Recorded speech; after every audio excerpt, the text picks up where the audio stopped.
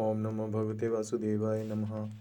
भक्तजनों, श्रीमद्भागवत पुराण के षष्ठम स्कंद के दूसरे अध्याय की कथा श्रवण कीजिए। जय जय श्री राधे कृष्ण, जय जय श्री राधे कृष्ण, जय जय श्री राधे कृष्ण शरणम मम।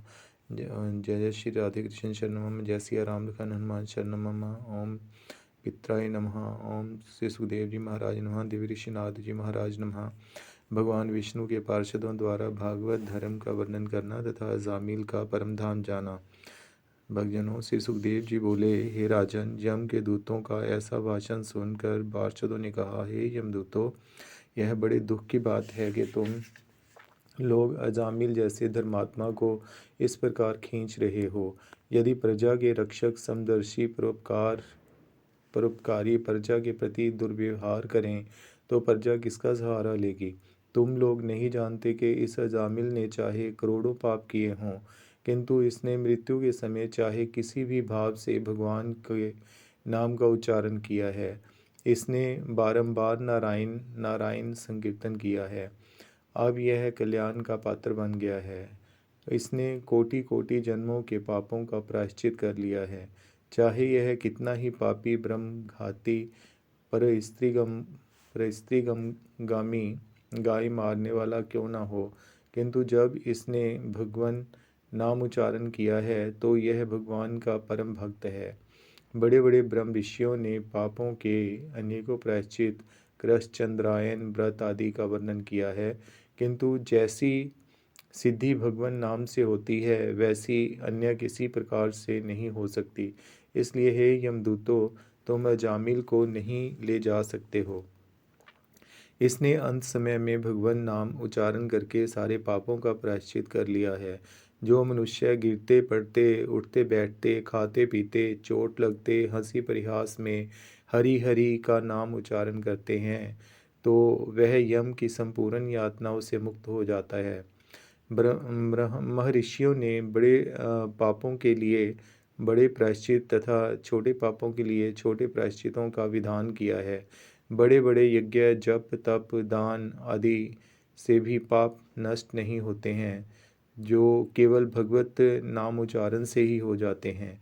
श्री सुखदेव जी बोले, हे राजन, पार्षदों ने अजामिल को यम के दूतों से बचा लिया। अजामिल ने भगवान के पार्षदों को सिर झुकाकर प्रणाम किया। अजामिल कुछ कहना ही चाहता था कि वह अंतर्ध्यान हो गए। अजामिल के हृदय में शुद्ध भगवत प्रेम उत्पन्न हो गया था। उसने पार्षदों के मुख से धर्म का स्वरूप सुन लिया था।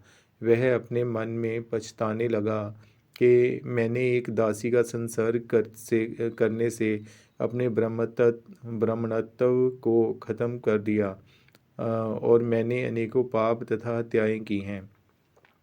मैं अवश्य ही नरक में जाने योग्य हूँ। मेरे सामने अभी जो यम के दूत खड़े थे और मुझे खींच रहे थे तथा वह दिव्य पुरुष जिनकी 4 भुजाएं थी, कहाँ चले गए।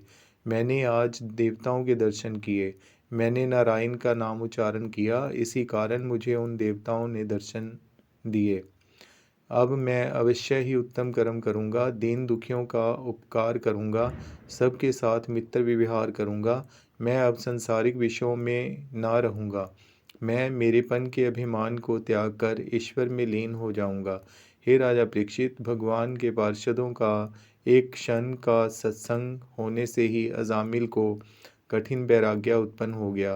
वह वहाँ से हरिद्वार चला गया। वहाँ पर एक मंदिर में आसन लगाकर योग साधन के द्वारा मन बुद्धि को जीतकर अपने को आदि चिंतन में लगा दिया। अजामिल ने फिर उन्हीं चारों पार्षदों को अपने सन्मुख खड़ा देखा। उसने उनको नमस्कार किया तथा गंगा तट पर अपना शरीर छोड़ दिया। अजामिल भगवान के पार्षदों के साथ दिव्य विमान में बैठकर बैकुंठ धाम को चला गया। हे राजन, बुरे संग से अजामिल नरक में जाने वाला था, किंतु उन पार्षदों के सत्संग से वह अजामिल बैकुंठ को चला गया। यह गोपनीय इतिहास समस्त पापों का नाश करता है। जो इसका श्रवण करता है वह कभी नरक में नहीं जाता है। हे परीक्षित, केवल एक बार भगवत नाम के उच्चारण से अजामिल जैसे पापी तर गए। जो नित्य श्रद्धापूर्वक भगवान का संकीर्तन करते हैं उनका तो कहना ही क्या। बोलो श्री राधा कृष्ण भगवान की जय। जय जय श्री राधे, जय जय श्री राधे, जय जय श्री राधे कृष्ण शरणम मम। सिया राम लखन हनुमान शरणम मम। श्री पितर महाराज शरणम मम। श्री सुखदेव जी महाराज शरणम मम। और देव ऋषि नारद जी महाराज शरणम मम। भक्तजनों, आज की कथा यहीं पर समाप्त करते हैं। कल हम तीसरे अध्याय की कथा श्रवण करेंगे। जय जय श्री राधे कृष्ण शरणम मम।